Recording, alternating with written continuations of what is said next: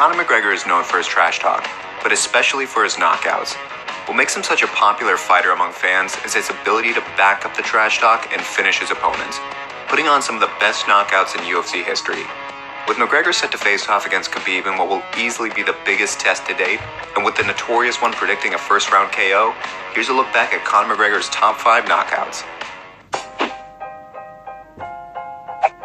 Conor's fight with lightweight Ivan Butchinger took place on December 31st, 2012 in the Cage Warriors promotion. The fight would be for the lightweight championship, giving McGregor the opportunity to become the first fighter to hold 2 belts in the promotion simultaneously. Conor would make good on that opportunity by starching Ivan 3 minutes of the first round with a huge left hook, claiming the Cage Warriors lightweight title.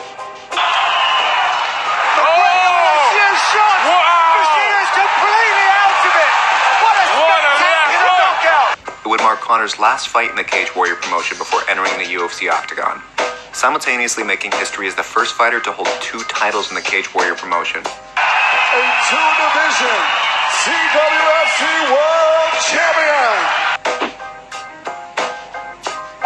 Conor came onto the UFC's radar after defeating Ivan Butchinger in devastating fashion. McGregor would move up to the big leagues, making his UFC debut in April of 2013. His debut would see him paired off against UFC featherweight veteran Marcus Brimage. McGregor seemed to be unfazed despite this being his first fight in the UFC, and made quick work of Marcus Brimage, flattening him in only 67 seconds, making an impressive and memorable UFC debut. Now, Marcus over the top, looking to finish it here. This is why everyone's been talking about Conor McGregor. The fight would also see McGregor famously ask Dana for 60 grand. Dana, 60 G's, baby!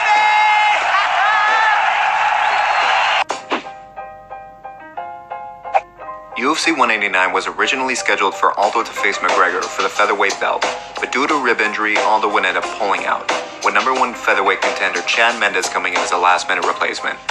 Up until that point, Conor had never faced an experienced wrestler. With Conor being primarily a stand-up fighter, this left many questioning how Conor would fare against the former NCAA wrestler Chad Mendes.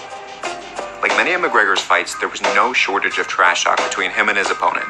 Alright, I'm 5'6". You're 5'4" at least. 3 inches taller than me, buddy. You should stand up because we can barely see you on the screen. Conor, do you know what wrestling is? I can rest my balls on your forehead. Yeah, I know. During the fight, Chad would show some success with his wrestling, taking advantage of Conor's inexperienced ground game and landing elbows from the top position. Slashing elbow by Mendes. Conor weathered the storm, getting back to his feet and wearing Chad down with several body shots. There's another hard shot to the body. Chad's hurt. Chad's body's hurt. The knockout finish would come in the second round, with seconds left on the clock. Conor landed his signature left hook to send Chad down, finishing him with a few follow-up shots to become the interim featherweight champion. And now, the new interim UFC featherweight champion! Conor McGregor vs. Jose Aldo was said to be the biggest featherweight bout in UFC history. The fight was originally scheduled to go down at UFC 189, with the two promoting their fight on a world tour.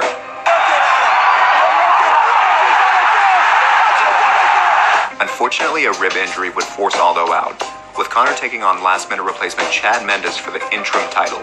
Conor finished Chad inside of 2 rounds, going on to win the interim title and being rescheduled to fight Aldo at UFC 194 in December. Jose Aldo was undefeated in the UFC at the time, and hadn't lost in over a decade. There was no shortage of bad blood between the two, as Conor unleashed an onslaught of insults on Aldo during the build-up to the fight. Look into my eyes, little man. Little Brazilian. Ooh, vamos, hey. Let's go a little bit closer. Don't touch. Closer, let's go closer. I want to smell his pussy.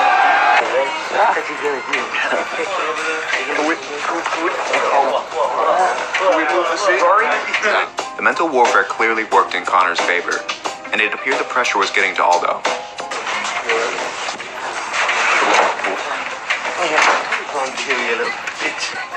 Stepping into the cage, Aldo looked visibly tense and anxious.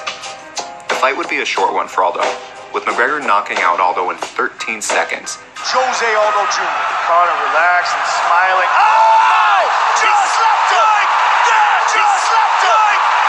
Ending Aldo's massive winning streak and making it the fastest title fight finish in UFC history. Baby, we did it!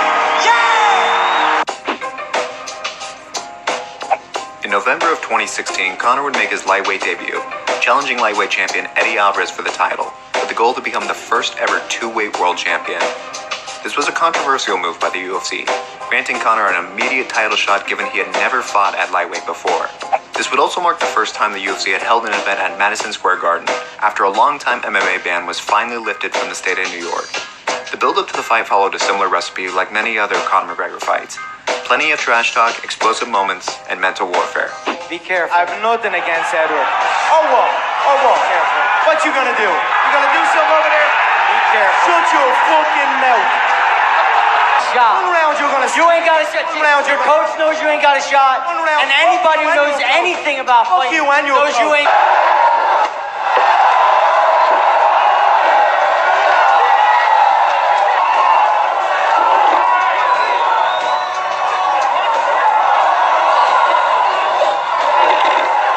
Like many of Conor's opponents, Eddie looked visibly worn down as he entered the octagon on fight night.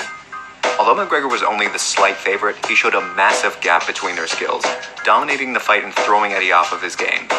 Conor would drop him several times in the first round and finish him in the second with an incredible four-punch combination. Who's getting better here in this round, though? Oh, man, until then, he's done. Finish all over! If you guys enjoyed the video, let me know by leaving a like and subscribing.